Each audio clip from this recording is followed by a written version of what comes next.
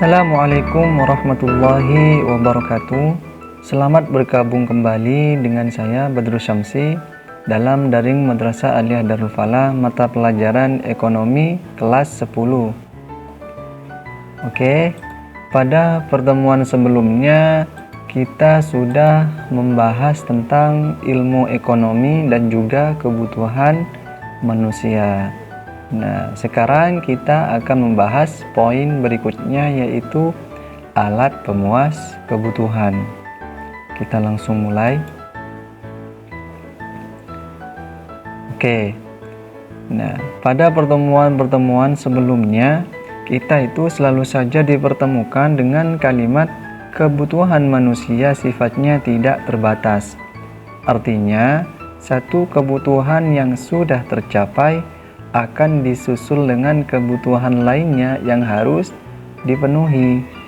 Nah, untuk mendapatkan kepuasan dalam memenuhi kebutuhan tersebut, manusia itu memerlukan alat yang namanya pemuas kebutuhan. Nah, alat pemuas kebutuhan di sini biasanya berupa barang dan jasa, ya. Kalau barang contohnya itu seperti makanan, minuman, mobil, handphone, dan lain-lain. Jasa semisal kita itu ke dokter, dan juga semisal tentang jasa ojek online dan sebagainya. Oke, kita mulai ya. Nah, di sini ada yang pertama tentang jenis-jenis benda pemuas kebutuhan. Nah, di sini dibedakan menjadi 3.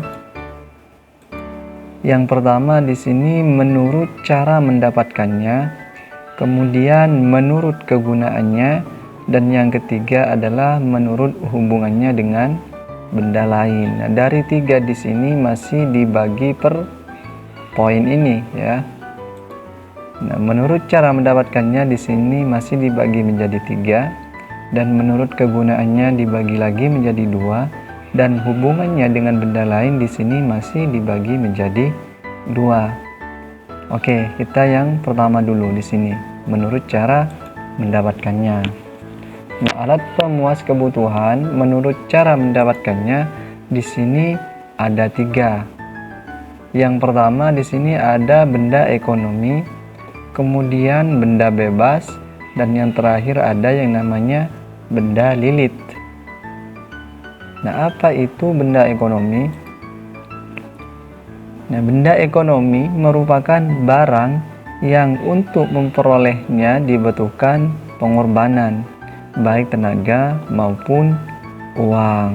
Nah, jadi kita untuk mendapatkan benda ekonomi ini diperlukan yang namanya sebuah pengorbanan, yaitu berupa tenaga maupun uang. Contohnya benda ekonomi adalah makanan, ya, minuman, kemudian juga pakaian. Untuk mendapatkan benda ini kita itu dituntut untuk berkorban, baik tenaga maupun uang dengan membelinya, ya. Nah, dan yang kedua di sini ada yang namanya benda bebas. Nah, benda bebas di sini merupakan barang yang tersedia dan tidak terbatas jumlahnya, sehingga untuk memperolehnya tanpa mengeluarkan pengorbanan. Contohnya di sini pasir, ya. Pasir ini di padang pasir, udara dan es di kutub. Semisal udara, untuk mendapatkan udara kita itu tidak dituntut untuk melakukan sebuah pengorbanan, tidak harus membeli, ya. Jadi ini yang dinamakan benda bebas, gratis, ya, sudah tersedia di alam. Yang ketiga di sini adalah benda lilit, ya. Benda lilit di sini merupakan barang yang jika tersedia dalam jumlah berlebihan akan merugikan atau bahkan membahayakan kehidupan manusia. Contohnya air, api, ya. Air dan api di sini memang sangat dibutuhkan oleh manusia. Namun, jika jumlah di sini sangat berlebihan akan merugikan atau bahkan membahayakan kehidupan manusia. Contohnya air, jika berlebihan di sini akan terjadi bencana yang namanya banjir, ya. Begitupun juga dengan api di sini, jika berlebihan akan merugikan manusia. Apa yang terjadi? Yaitu sebuah kebakaran. Sampai di sini paham ya? Oke, kita lanjut. Tadi menurut cara mendapatkannya, sekarang menurut kegunaannya. Di sini juga ada 2 poin ya. Yang pertama di sini ada yang namanya benda konsumsi, dan yang kedua ada yang namanya benda produksi. Benda konsumsi merupakan benda yang langsung dapat digunakan untuk memenuhi kebutuhan manusia. Nah, benda konsumsi ini masih dibagi menjadi 2 ya. Yang pertama ada yang namanya benda tahan lama, dan yang kedua ada benda tidak tahan lama. Contoh benda tahan lama di sini adalah benda yang dapat dipakai berkali-kali ya, atau beberapa kali. Contohnya seperti pakaian, motor. Nah, dalam kita mengkonsumsi sebuah pakaian atau sebuah motor, kita itu dapat menggunakannya berkali-kali. Ini dinamakan benda tahan lama. Yang kedua ada yang namanya benda tidak tahan lama. Artinya benda di sini hanya sekali pakai ya. Benda yang dipakai hanya 1 kali. Contohnya seperti makanan dan juga minuman. Nah, di sini hanya sekali pakai, tidak tahan lama di sini. Yang berikutnya adalah benda produksi. Benda produksi merupakan benda yang digunakan dalam proses produksi yang biasa disebut benda modal ya di sini ya. Contohnya seperti mesin-mesin, alat angkut barang. Biasanya untuk memproduksi sebuah produk dibutuhkan yang namanya mesin atau alat pengangkut barang. Ini merupakan benda modal ya. Oke, sini. Kemudian kita lanjut kepada poin yang ketiga di sini, hubungannya dengan benda lain ya. Jenis pemuas kebutuhan di sini ada 2. Yang pertama di sini ada yang namanya benda komplementer. Nah, benda komplementer di sini merupakan barang pemuas kebutuhan yang penggunaannya harus dilengkapi dengan barang lain. Contohnya di sini kopi dengan gula ya. Kopi itu membutuhkan gula untuk digunakan. Juga seperti mobil butuh bensin ya, atau bensin juga butuh mobil. Jadi kalau hanya kita membeli mobilnya saja tanpa kita membeli bensin atau bahan bakarnya, nah mobil ini tidak akan berguna. Ini yang disebut dengan benda komplementer, atau juga seperti pena dengan tinta. Nah, jadi kita percuma kalau hanya membeli pena tapi tidak ada tintanya. Ini dinamakan benda komplementer, yaitu benda yang penggunaannya harus dilengkapi dengan barang lain. Yang kedua, di sini ada yang namanya benda substitusi. Artinya barang-barang yang dapat menggantikan barang lain. Nah, ini merupakan benda pengganti ya. Contohnya di sini seperti tempe untuk menggantikan daging. Nah, juga sama-sama ya. Semisal kita itu makan biasanya pakai daging, namun dagingnya itu habis, kita itu bisa menggantinya dengan tempe ya. Juga contohnya lagi teh dengan kopi, sama ya. Kalau tidak ada teh, kopi itu juga bisa menggantikan. Juga mobil dengan motor ya. Kalau kita tidak punya mobil, masih bisa digantikan dengan motor. Oke, paham ya? Nah, di sini jenis-jenis benda kebutuhan sudah kita bahas. Kita lanjut ke materi berikutnya, yaitu kegunaan benda ya. Kegunaan benda. Di sini ada beberapa macam ya.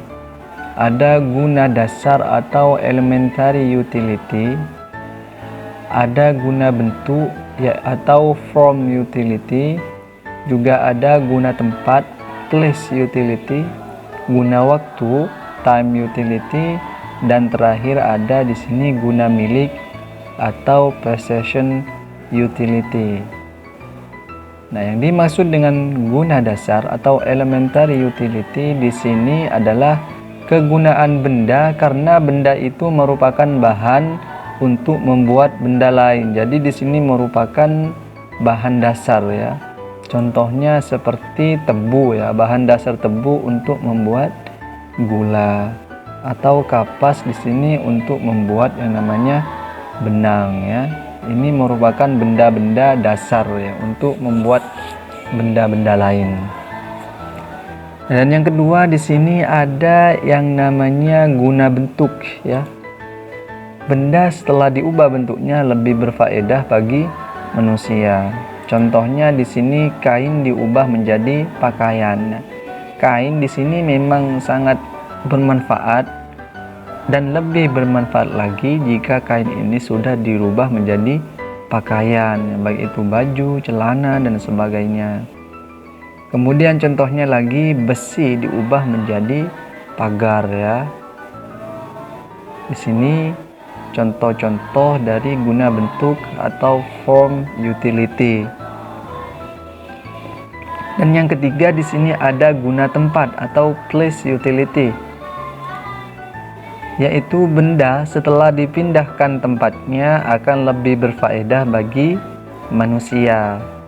Contohnya di sini adalah pasir di sungai dipindah ke kota sebagai bahan bangunan. Jadi pasir jika hanya tinggal di sungai itu kurang berfaedah ya bagi manusia. Bagaimana? Pasir ini harus dipindah semisal ke kota atau ke desa ya, ke desa untuk diolah menjadi bahan bangunan baru. Pasir ini bisa berguna bagi manusia. Ini adalah yang disebut dengan guna tempat atau place utility. Berikutnya ada yang namanya guna waktu. Nah, guna waktu di sini adalah benda akan lebih berfaedah bila digunakan pada waktu yang tepat. Contohnya payung ketika hujan ya. Jadi payung itu kurang berfaedah bagi manusia jika musim kemarau ya, atau belum datang hujan. Jadi payung di sini akan sangat berfungsi sekali atau berfaedah sekali bagi manusia ketika ada hujan ya. Dan yang terakhir di sini ada yang namanya guna milik atau possession utility. Nah, guna milik di sini adalah kegunaan benda terjadi setelah seseorang memiliki benda tersebut. Contohnya, sepatu yang ada di toko kurang berguna, tetapi setelah dimiliki akan dapat digunakan. Semisal sepatu yang ada di toko itu kurang berguna bagi manusia ya, bagi kita jika masih belum dimiliki. Sepatu itu baru bisa kita gunakan setelah kita memiliki, dengan cara kita membelinya ya, butuh pengorbanan. Nah, ini juga termasuk dalam benda ekonomi yang tadi ya. Nah, oke, berikutnya kita akan membahas tentang nilai tukar ya. Ini materi kita terakhir kali ini. Nah, nilai tukar di sini adalah nilai yang diberikan kepada suatu benda karena benda tersebut dapat ditukar dengan benda lain. Nah, nilai tukar di sini masih dibagi menjadi dua. Yang pertama ada yang namanya nilai tukar objektif, dan yang kedua ada yang namanya nilai tukar subjektif. Apa itu nilai tukar objektif? Nah, nilai tukar objektif di sini merupakan kemampuan yang dimiliki benda karena benda tersebut dapat ditukar dengan benda lain yang berlaku secara umum. Nah, ini kalau nilai tukar objektif di sini berlaku secara umum. Semisal uang dapat ditukar dengan gula atau benda lain. Nah, umum ya di sini ya. Uang ini bersifat umum, bisa ditukar dengan gula, bisa ditukar dengan benda-benda apapun ya. Karena nilai uang di sini bersifat objektif. Yang kedua di sini ada nilai tukar subjektif, yaitu arti yang diberikan kepada benda karena benda tersebut dapat ditukar dengan benda lain. Nah, ini bersifat lebih khusus ya dan perseorangannya. Semisal di sini menurut kolektor benda antik, sebuah meja kuno dapat ditukar dengan uang 5 juta ya. Ini bagi seorang kolektor benda antik, meja kuno di sini sangat berharga sekali ya. Mereka itu rela menukar sebuah meja kuno dengan uang 5 juta rupiah. Nah, ini akan berbeda jika yang menilai sebuah meja kuno ini adalah seorang petani. Nah, bagi seorang petani meja kuno ini kurang berharga ya bagi mereka ya.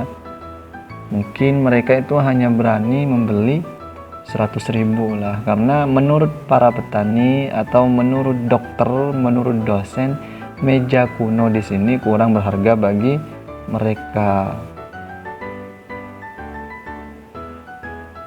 Di sini adalah contoh dari nilai tukar subjektif. Di sini menurut orang masing-masing ya, seperti itu. Oke, sekian dulu pertemuan kita kali ini ya.